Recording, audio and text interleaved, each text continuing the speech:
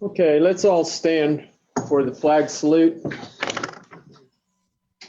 I pledge allegiance to the flag of the United States of America and to the republic for which it stands, one nation, under God, indivisible, with liberty and justice for all. Good morning, everyone. I'll open this meeting, and we have Commissioner Ron Loomis on Zoom. I will entertain a motion to approve the agenda.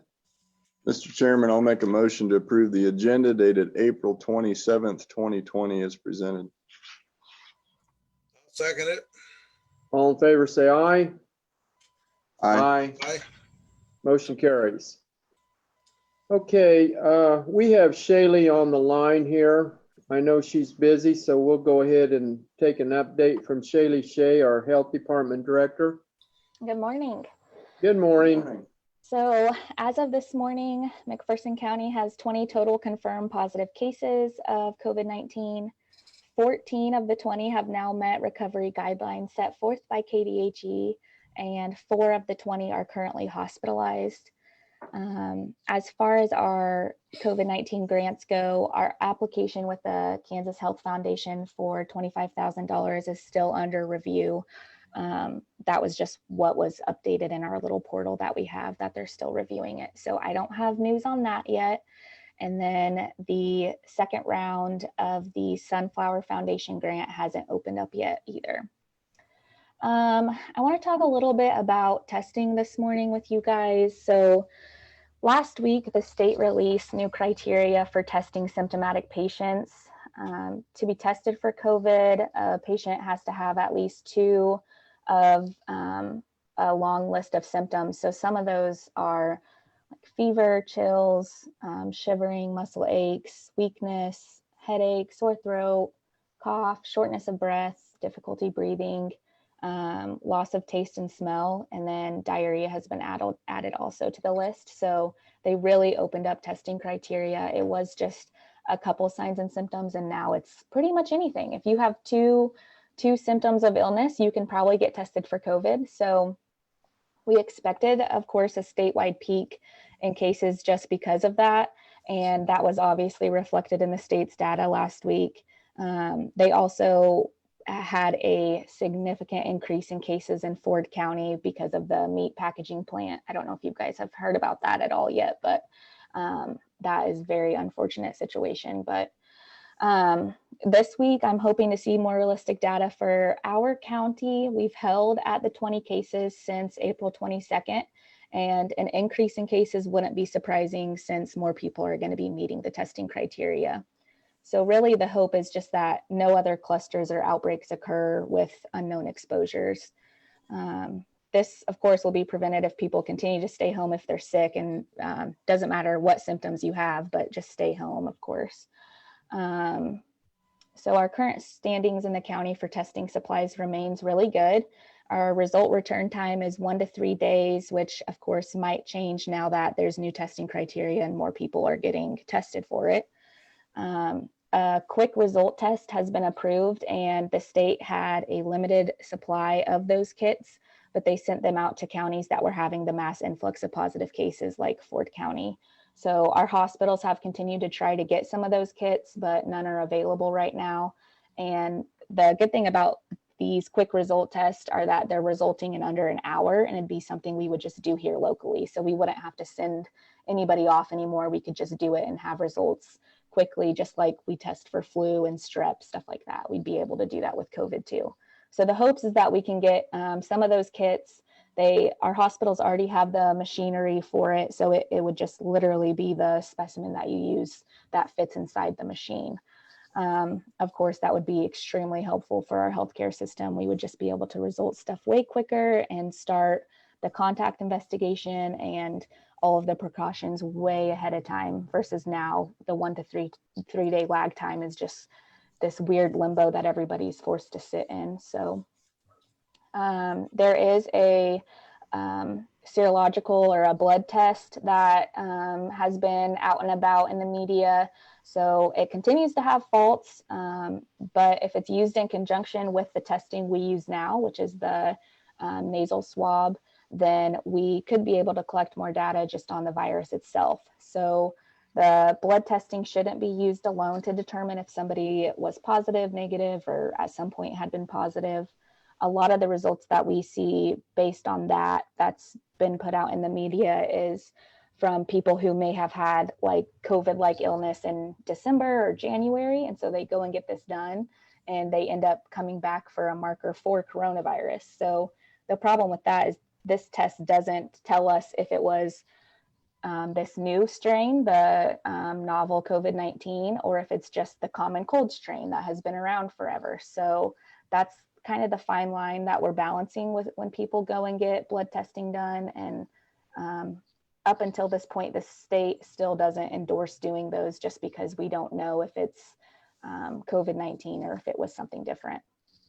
So the future for McPherson County, at least from my perspective at this point, I think we've done a great job flattening our curve. McPherson County residents, businesses, churches, schools, officials, everybody just has really stepped up and kept McPherson County safe. And our case number obviously reflects that, since we're holding at 20 at this point. Of course, there isn't a switch to flip that returns us all back to normal. There's been a lot of physical, emotional, financial, economic loss. There's going to be stuff that we can't fix, and some that may not ever go away. But in the next few days, I'm going to be meeting with key partners to discuss opening up McPherson County back up. We don't know what the governor or the legislature is going to recommend or order, but what we do know is it's going to be slow and very careful.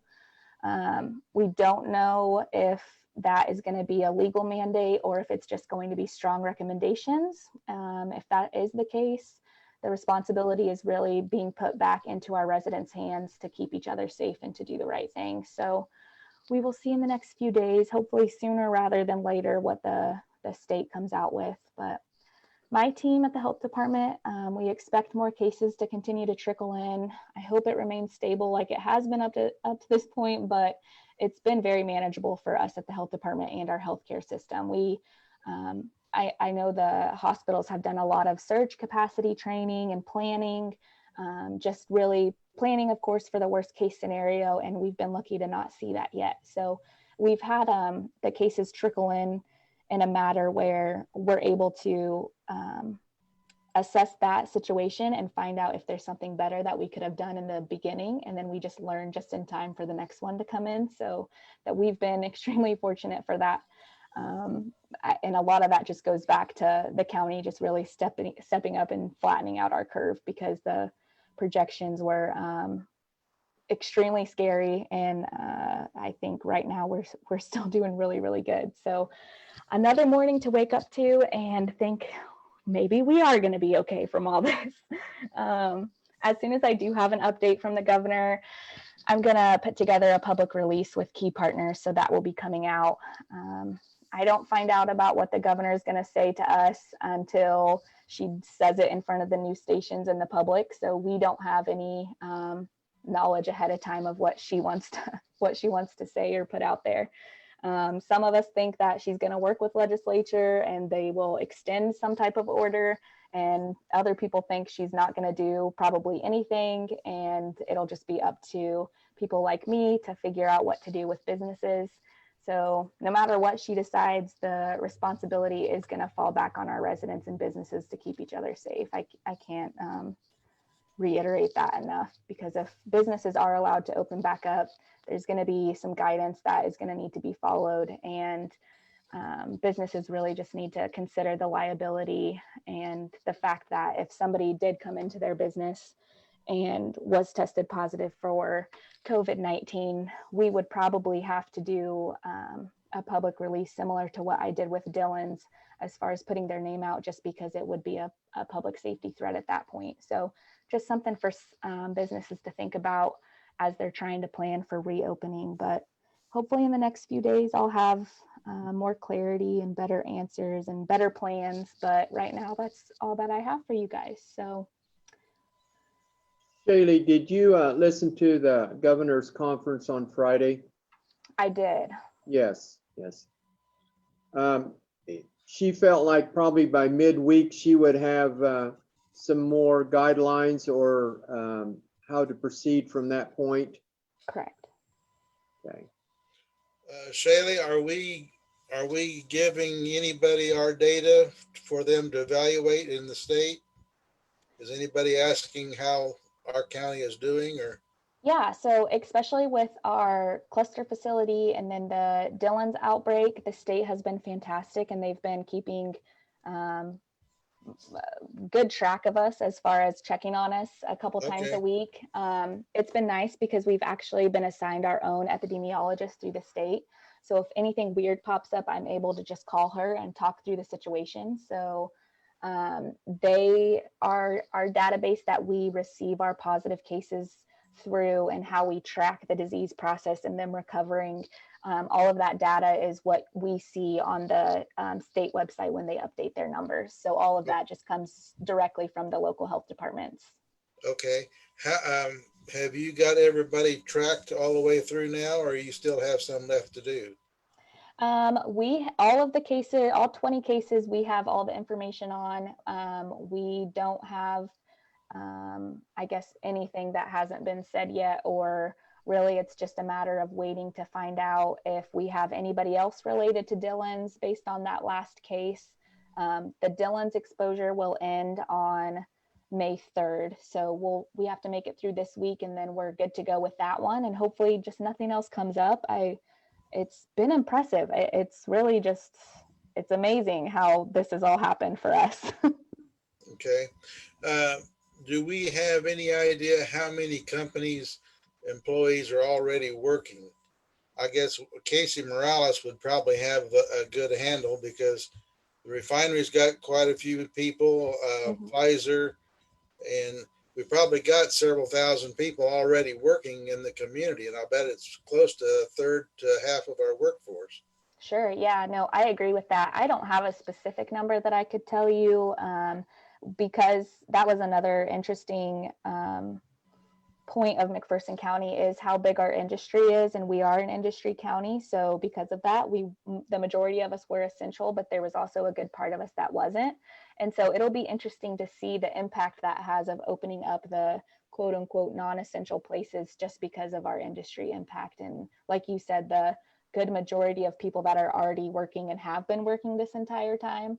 Right. I think it's safe to just assume that those businesses will need to continue to do what they have been doing as far as, letting people off when they have any illness, doing the hand hygiene and the PPE usage and all of that stuff. And then it'll just be at this point, probably talking to our non-essential businesses and walking through that process with them as well, because it'll be a little bit more difficult for them to do it just because of their size and the different services they provide. But my goal is to no matter what the governor does, my goal is to have specific guidance for the McPherson County businesses so that they have at least an idea of what us at the health department are thinking. But that's my plan. So hopefully we can get through that. Okay. Shaylee, you talked a little bit about that quick result test. Mm-hmm. Is that a nasal swab also, or how do they administer that test? I believe, yeah, that one's a nasal swab also. I don't know if you guys have ever had a quick strep or a quick flu done in an urgent care. So when I used to work at the urgent care, it was kind of funny because it was something that I just got to do as a CNA. And so now that we have the capability of doing that for COVID, it will be a game changer for all of us, because getting a quick result like that will be there's no words to explain how great that will be for our community, because we'll be able to just pinpoint it right then, instead of the person could probably just wait in the office in that exam room and wait on that result. Whereas right now we swab you, you stay in your car, you go back home, and now you sit there for maybe 3 days and wait to get a call from the provider or from us at the health department. So I believe that swab is just the same nasal swab. Have they given you any kind of an idea of when those tests are going to be available? They haven't. I've talked to our 3 hospitals and they've all kind of had the same response.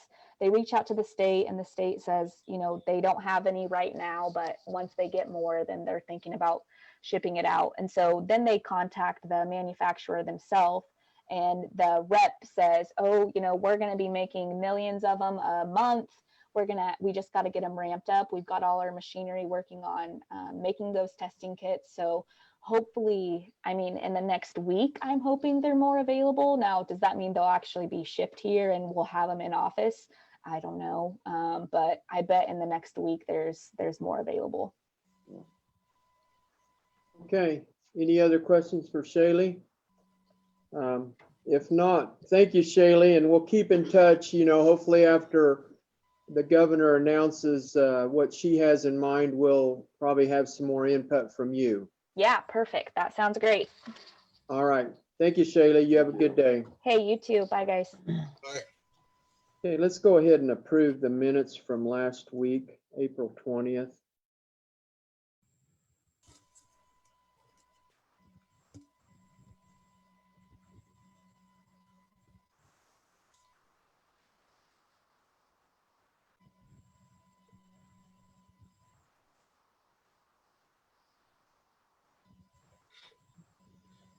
I don't think I had any issues. I didn't either. I'm fine with them. Mr. Chairman, I make a motion that we approve the minutes of April the 20th as presented. I'll second the motion. All in favor, say aye.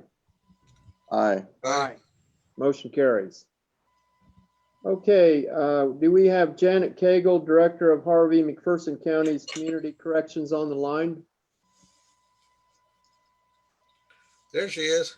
There, Janet, can you hear us? I don't think she's hearing us. She needs to unmute.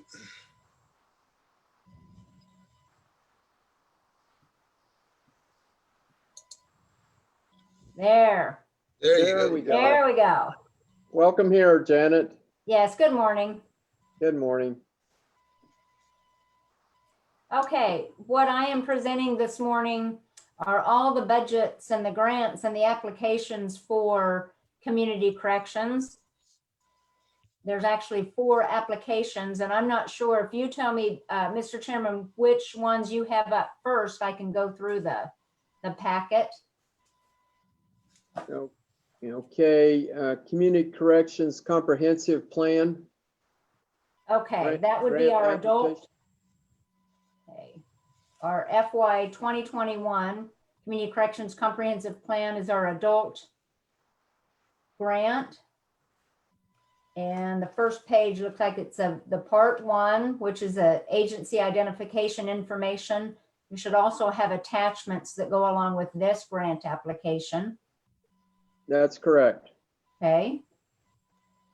And throughout this 14-page document is just the plan that Community Corrections has on how to supervise and what resources we would have for our adult probationers.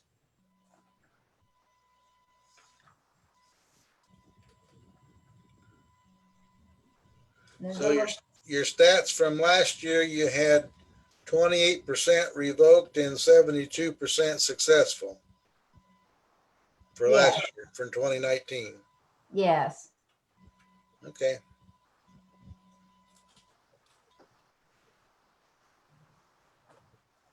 And there is some data within the page 3, 4, 5, and 6. If there's any questions on that. I will tell you, like I told the advisory board in McPherson County, the Harvey County commissioners, that KDOC has a specific guideline for us to report our information. So even when I'm putting the information, the data into the grant, it's confusing to me. So I can only imagine how it may be for someone that doesn't know the exact percentages and that type of thing for KDOC. So I apologize. If there's questions, please let me know and I will answer them to the best of my ability. I guess, Janet, were the advisory committee, were there any concerns brought up when you brought that to them? No. Okay. And there really, throughout all of these grants that I'm proposing today, there really are no major changes. within the budget on the adult side, there was a small increase. I believe it was about $11,000 increase. So within that budget, what I did back in January, the first part of January, was propose a COLA for the community corrections officers, which would take us from our McPherson County pay scale of the 2015 and take us up to the 2017 McPherson County pay scale. But as you all know, with this pandemic, I don't know what the budget's going to look like come July 1. I expect one of two things, which would be flat funding and not have that increase as of July 1st, and or cut in funding.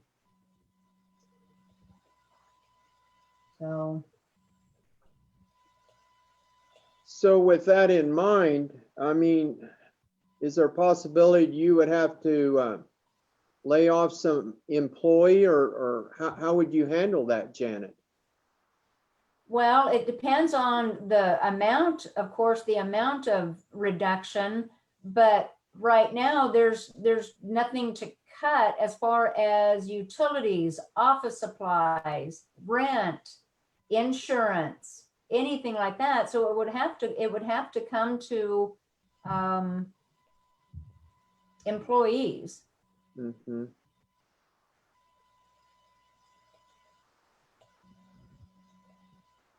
But Well, we're at our bare minimum and have been for many years, so hopefully the state will understand that.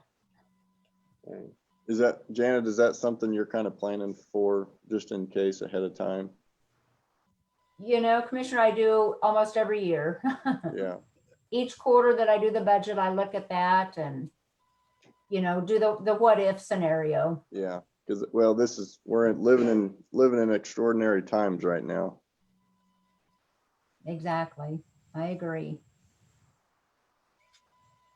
Okay, I think we've covered that one. Is there anything else, Janet, you want to go ahead with your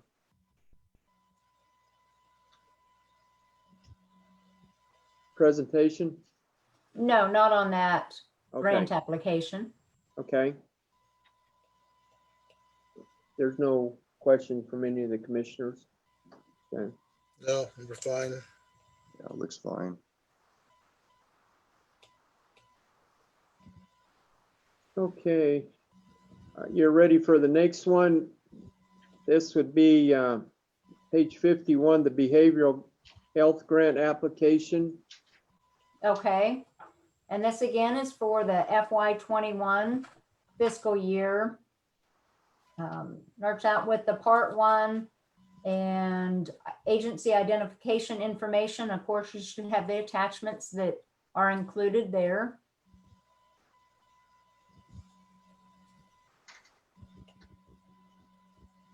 Part 2 is the agency plan.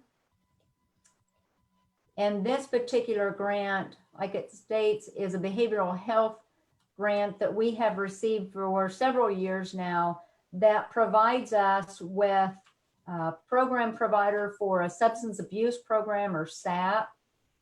It's in addition to any type of drug and alcohol treatment that the probationer would have. It would provide us with 2 peer mentors,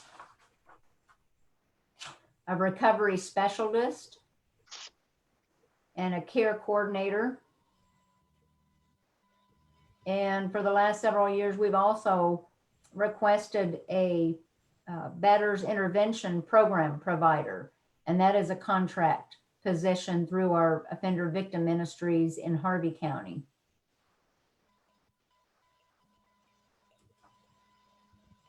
And then along with those personnel would be different resources such as mental health medications, group supplies, traditional housing, office supplies, and different evaluations. And the majority of the personnel positions are contract positions through SAC or Substance Abuse Center of Kansas.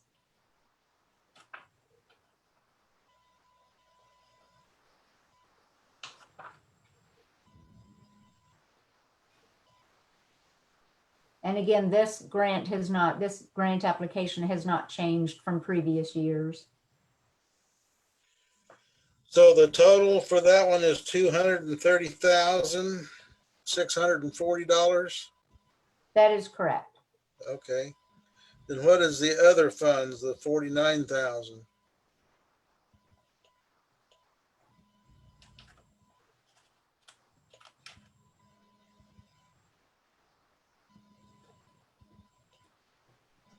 It shows it under salary and benefits. What Oh, page? Yeah. What page are you on there, Ron? Well, it's the last page that has the, Is it the peer mentors? Is that what you're looking at? no, it's the budgetary summary of the behavioral health budget. It's just after the signature page for that.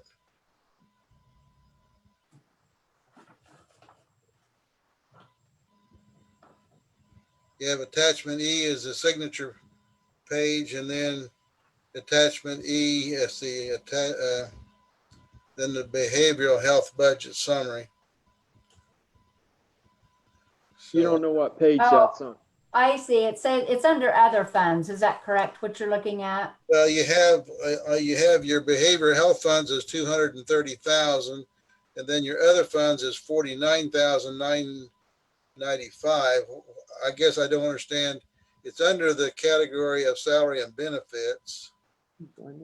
That's actually the adult funding. So we've got behavioral health funding that you're looking at, and then the other 40,000+ would be adult. The other funds are adult that we have just talked about previously. Okay.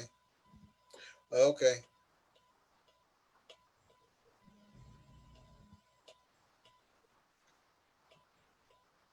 There's a lot of pages here, Janet.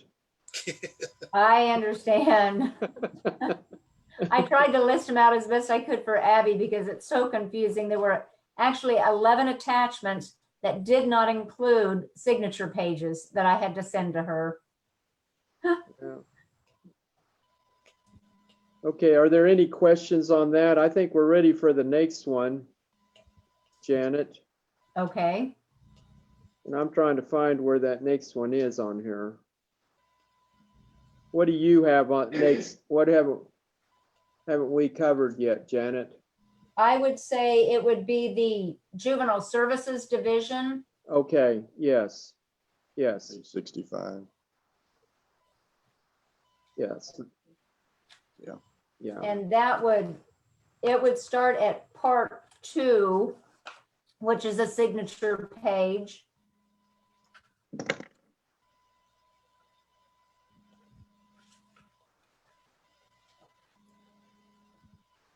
And it goes through the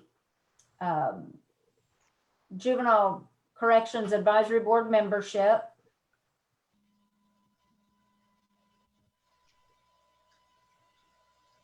And then throughout the grant, it basically lists, just like the adult one, it lists out the population and resources that we would have for the juvenile intake and assessment system, the immediate intervention program, the juvenile intensive supervised probation and case management,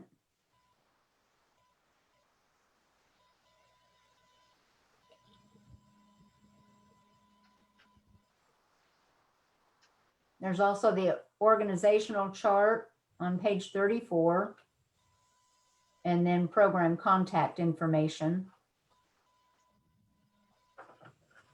And again, it's listing out the resources and the data for our juvenile services programming.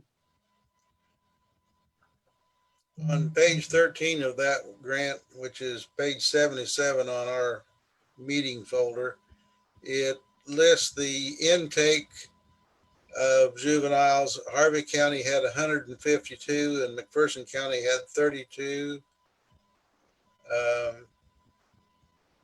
So that'd be 184. So we're about 20% of the total. It looks like. Yes. So is that because we just don't have enough people in McPherson to catch them all, or you're doing a better job in Harvey, or how come we're so low? A lot of times it's how the officers want us to code those children. What I've noticed in McPherson County is that if they are picked up maybe for shoplifting, we would be asked to code as a child in need of care. So if you look under that column for the number of child in need of care cases, McPherson County shows a little bit more than Harvey County would. It's still not a big increase by any means. Yeah. Sometimes it's just a matter of how juvenile intake officers are asked to code those youth coming into the office. I see. And through past years, this has kind of been the norm, hasn't it? That's correct. Yes, I remember from other years, yes.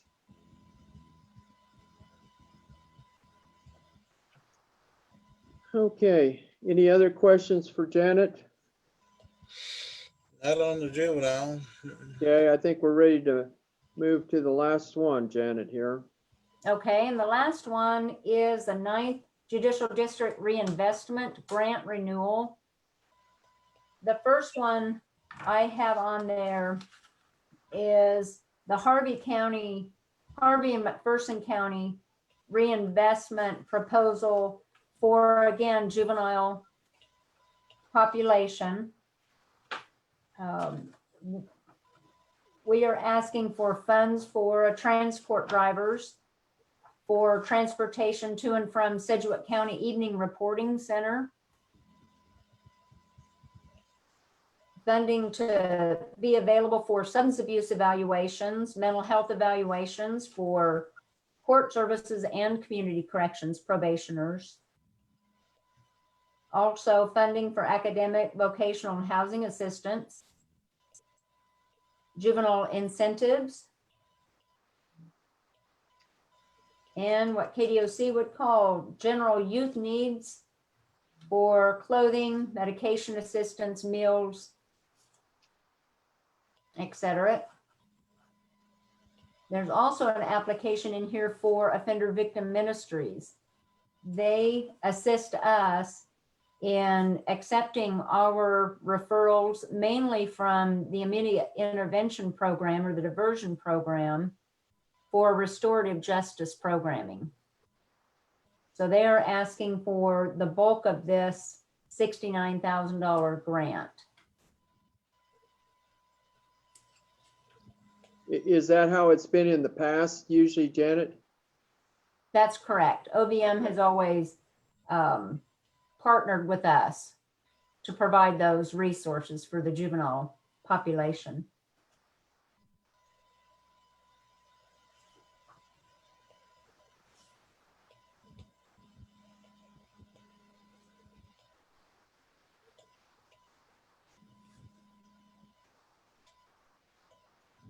Okay, any other questions from the commissioners?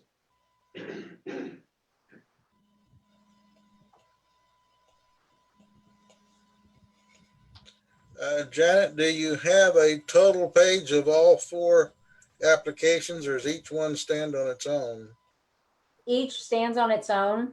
Okay. Okay. So on the signature pages, Chairman, there would be the first signature page that I would have is attachment 1, and I'm sorry, attachment I, and that would be for the adult Okay, grant and budget.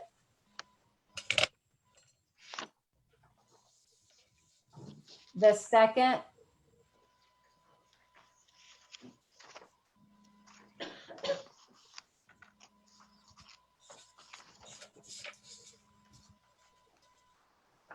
okay, and the second signature page would be attachment E for the behavioral health application and budget. Okay.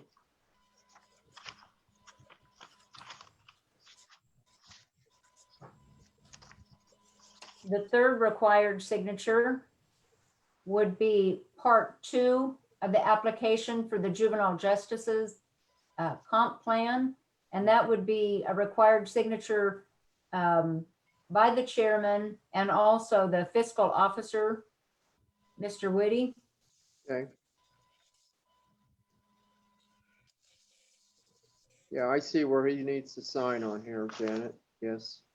Okay.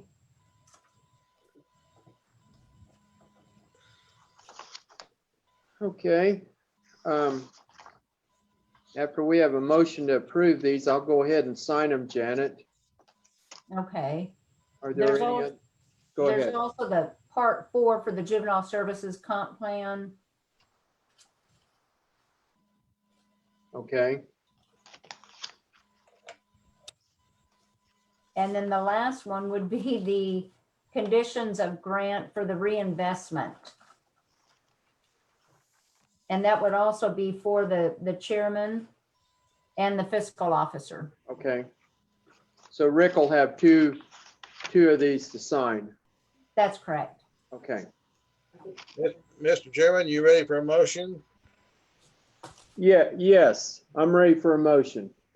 Mr. Chairman, I make a motion that the chairman and the administrative officer sign the 4 grants: adult services, behavioral health, juvenile justice, and reinvestment grants as required. Okay. And I'll second the motion. All in favor, say aye. Aye. Motion carries. Okay, any other questions for Janet? I think, Janet, you put a lot of work in all this, and obviously it's a lot of information here, but we appreciate all the work you put into it, Janet. Thank you very much. I appreciate that. All right. Thank you. Thanks, Janet. Thank you. Bye-bye. See ya. Okay, let's go ahead and do adds and abates before we get to Tom here. Kind of a short list, wasn't it? Yeah, there wasn't a whole lot there.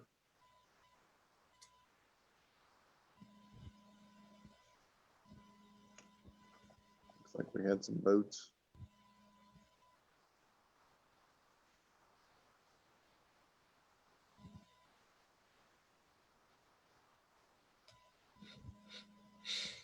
$605.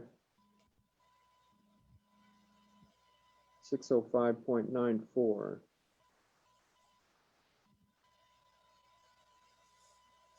Ron, did you have any questions on ads and abates? No, I really didn't. I looked it over. Most of them are boats and cars, Yeah. vehicles, personal items. I Okay. didn't have any problem with them. Yeah, Mr. Chairman, I'll make a motion to approve the ads and abates as presented. We have I'll a second. it. All in favor, say aye. Aye. Aye. Motion carries. Okay.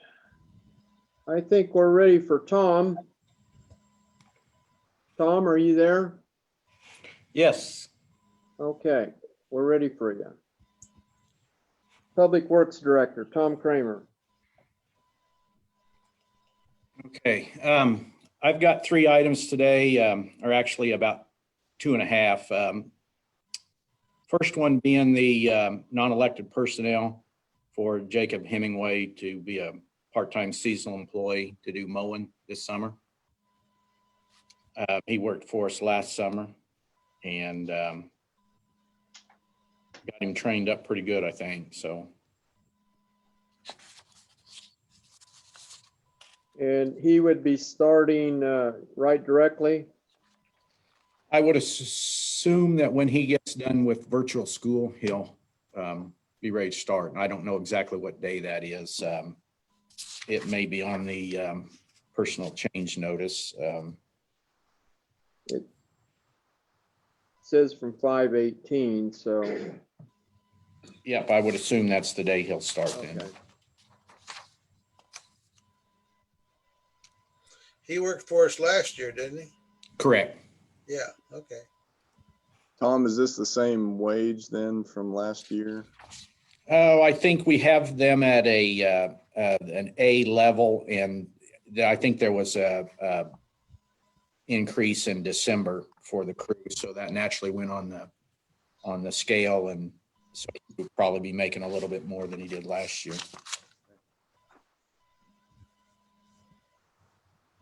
And this is Jacob Hemingway. Hemingway. Hemingway.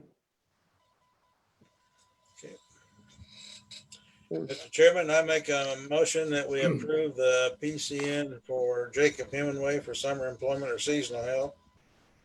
Starting May the 18th. Yes. I'll second the motion. All in favor, say aye. Aye. Aye. Motion carries. Okay, Tom? Second item would be end of introductory for Delmer Dirksen. He's a part-time maintenance worker. I don't really, he's part-time, limited to number of hours per week, so. So how do you work this, Tom? Does he pick and choose the days he wants to come in, or how do you do that, Tom? Typically, we allow him to dictate what days, but if we need him for specific days, then we tell him that. So where he's just getting started mowing, where he was helping in the sign shop and what have you, that was pretty easy to do. So typically we look at the Tuesday, Wednesday, and Thursday days because that's the most productive days we get. So is he going to be doing a lot of mowing then this summer? yes. Okay. Tom, you normally have a couple guys mowing. Is that normally the number you have? Or? We've got 3 tractors, so Okay. maximum number we could mow is 3. So typically we've had 3 individuals through the summer, and some of those positions are limited by hours, so they can only work 6 months or run up to those hours, 1,100 hours or whatever it is, and then we have to be done with them for that year. So it's kind of tough to squeeze them in to the mowing season. So sometimes we stagger them, and we've had more than the 3, but at any given time, they've not had all of them out here. So I've got 2 more individuals, one that mowed for us last year, a school teacher but I don't have a start date yet.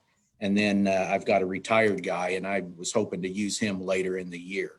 So that would bring the total to 4, but not necessarily all at the same time. So Jacob here and the school teacher are, limited by their summer break. So we usually don't get all the hours we can use them before they're back in school. And then, they'll be done by the first part of August, but we still have to mow sometimes all the way into October before we get mowed all the way out. So I'll be approaching you later on in the year to possibly looking at the retired guy to start halfway through the year and finish the year out. Okay. Any other questions? If not, I'll entertain a motion. Mr. Chairman, I'll make a motion to approve the PCN on Mr. Delmer Dirksen, step increase, end of introductory, with an effective date of May 3rd, 2020 as presented. I'll second it. All in favor, say aye. Aye. Aye. Motion carries. Okay. The other item I had was just for information. It's the quote on the electrical work for that warm mix additive pump out at the asphalt plant. I included that with it. There's 2 pieces to that pump we asked him to give us prices for, but the first on his quote would be project number 1 and estimated costs of $5,150. And that's to get that pump wired in, the electricity to drive the pump, the electricity to turn it on and off, and then the connections in the software system, so the low voltage part of it also. And that's his quote for that. But it was, this is more information. I think we agreed several months ago when we bought this system that we would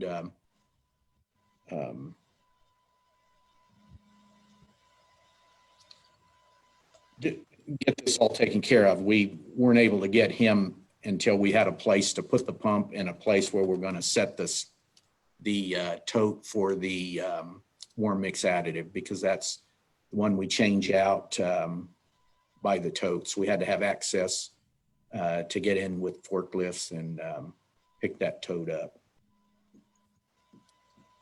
Okay.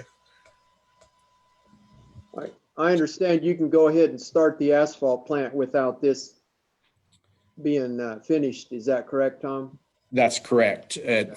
We can't add the warm mix in the most efficient manner by putting it in the bulk, but we can make it run. So right now the plan is we've calibrated the dry bins Thursday and Friday.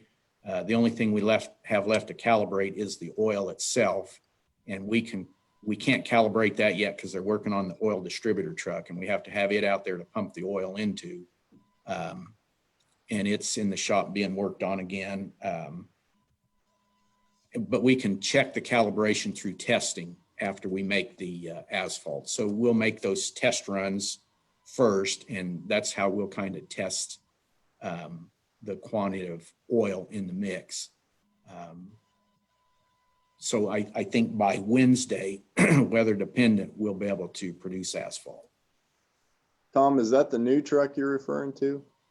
No, the new truck is in Wichita at the dealers, equipment dealers lot. I don't know that they've got the new work done on it yet to make it function correct. This is the old distributor truck, which used to be the new one, but a 1991 model truck. But anyway, it's they're working on the brakes and the pump on the front of the truck. So it was leaking, and wanted to get it fixed before we got into the season. So is that still under warranty, Tom?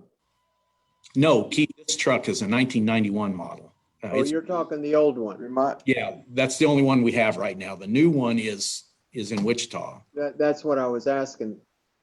Yeah, it's still under warranty. It was never right from the day we got it. So okay, that was my question.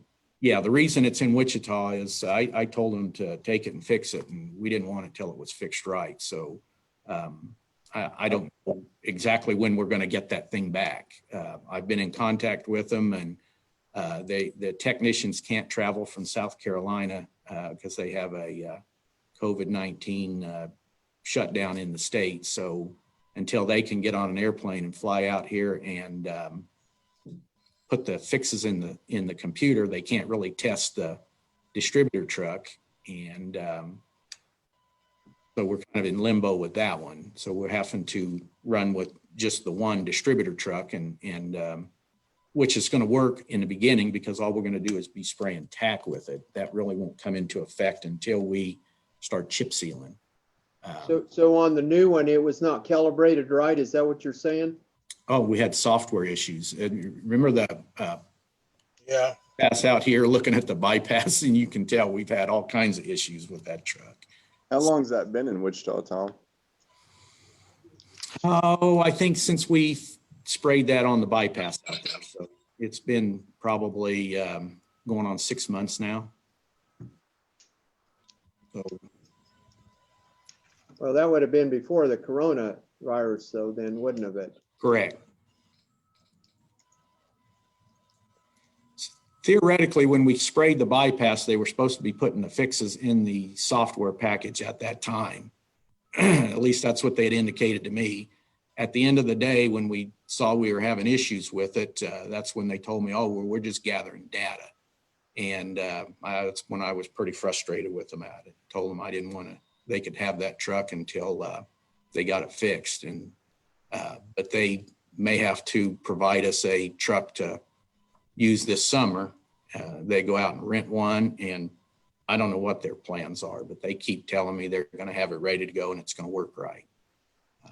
But we're at the drop dead date of April, and the truck's not here. So Yeah, they better have another plan in place, I would say. And Tom, when do you think this other this 91 is going to be ready to? oh, it should be out of the shop. If we got the parts, should be out this week. I think they were waiting on the parts as of Friday when I visited with Mark about it. But it should be available by the end of the week. Okay. I would assume it might be by Wednesday too. I just don't know when they get all the parts on, so. Okay. He didn't need no motion on this quote from, he needs a motion, okay. You need a motion on this quote from Johnson Electric. I just brought it to you for information. So I think we've already had talked to him about getting started on it. Oh, okay, okay. While we have you here, Tom, hopefully there will be less restrictions on us here in another week as far as meeting. Do we want to have a work session next month with you? That would be at Public Works again, like we normally do. I don't know how Yeah, much. I think so. I've got some items to discuss, so. How do my other commissioners feel about that? He should be able to space out the chairs. I don't see a problem. Yeah, I think we probably need to get together. Yeah, I think it'd be important that we get back, discuss some of these things. So we'll just plan on it unless something comes up. Okay, what date? Well, it would be the 11th of May. That'd be the second Monday of the month. Okay, We just kind of plan on it. yep, It'll be after our commission meeting. Okay. yeah, that's fine. I've been in contact with the contractor that's doing our milling. I still haven't got a message back as far as the city of Canton. I did contact them last Monday, and that's about as far as we've gotten. So really don't have any information on that yet. Hopefully this week they will either contact me or they'll go out and look or decide what they're going to do as we're moving forward. So. And your plan was to start the milling on Pawnee though first, is that correct? That's correct. Okay. So as soon as we're going to do some patching. So as of probably starting Thursday, we'll be out and start some patching, which there's not a whole lot of patching. We'll try to get the patching done on the roads we chip seal first.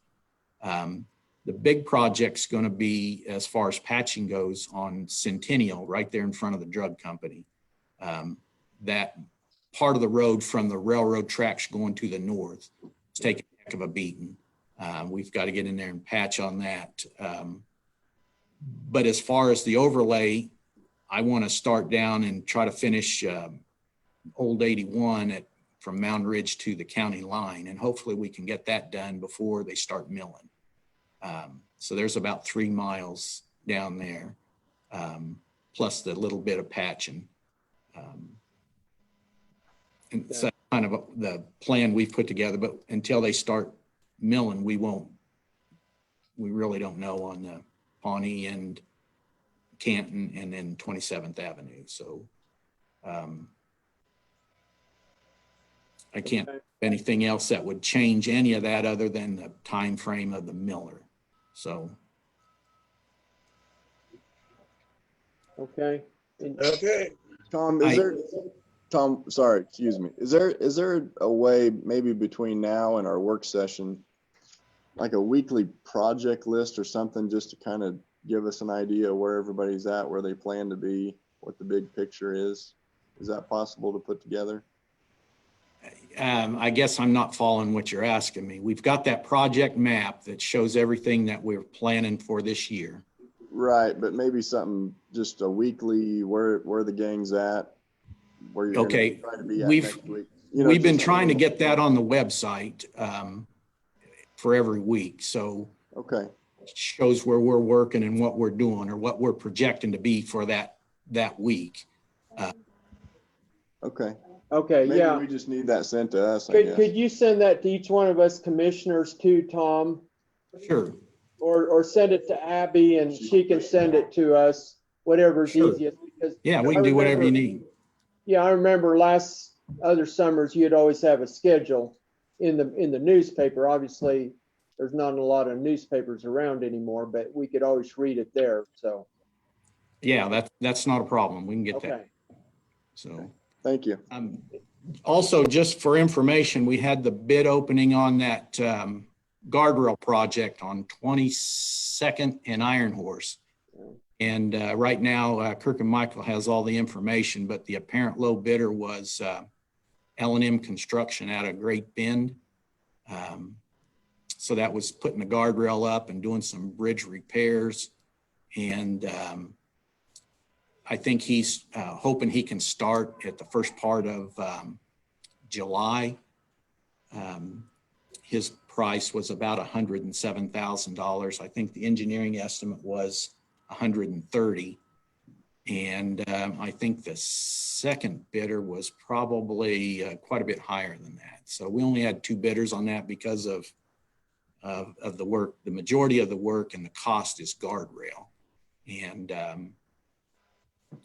so we'll get that information to you so we can get it approved, but didn't want to get it here too soon until we check those numbers. so that was only the guardrail on the west side, is that correct? Did it have anything to do with on the east side of that bridge? That's everything, Keith. I mean, the guardrail, what the project consists of, they'll come in and they'll, between the road and the hub on the bridge, they'll take that dirt out. And then they'll knock the hub off that's there. And they'll dowel reinforcing in and build a bigger, taller hub on it. And then anchor bolt the guardrail post into that new hub and then put new guardrail on. And then at the end, we'll go in and we'll fill that edge. They took the dirt out with asphalt. So there's not grass and weeds growing on the bridge there that'll keep that from causing any sight distances or what have you. There's some dirt work on either end of it so they can get the guardrail further away from the edge of the road, because the gravel roads that go in there, everybody turns real lazily in there. So the road is clear out to the guardrails and it makes it hard to see. They really need to go up to the edge of the road at a 90-degree angle, but most people don't drive that way. So we can get that guardrail away from the road and give them some sight distance a little bit. So I'll be in contact with you about blading those roads in there too. We have some issues with that, but Okay, when you change your hat and go to being a motor grader operator. yeah, I do that quite a bit. I know we'll visit with you about that, what we need to do in the future, but there's about 500 cubic yards of dirt, I think they called out on that. And I don't know if they've ever found the material or not. Haven't had any contact with them, but supposedly they got that all nailed down when they put their bid out. So, Okay, but when I get that information, I'll get on the agenda just as soon as we get it and have that for approval. okay. Tom, where's this bridge located at? This is at 22nd Avenue and Iron Horse Road, right there where the Santa Fe Trail crossed in there, and there's a bridge and it's kind of a bad spot. So there's curves to cross over that bridge and get back onto the section line road. There's kind of a jog in the road there. It would be 2 miles north or south of 56 Highway going to Mountain Ridge. Correct. Okay, yeah, okay. That was one of the areas when we had that study done on accidents in the county. It was high volume of accidents in there due to deer. We did a lot of tree cutting in there in the last year or so to open that all up.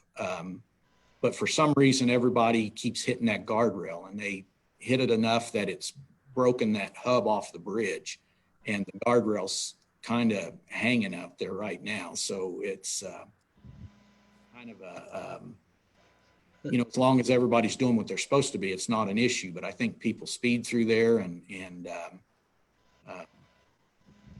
said a lot of deer down through there, lots and lots of issues with deer. So, but I think we'll get it all corrected once we get this guardrail fixed, and been able to have the sight distance from those side roads, been able to look down the road the best they can also. Yeah, okay. Okay, any other questions for Tom? Nope. I don't think so. Thank you, Tom. Thanks, Tom. All right, thank you, guys.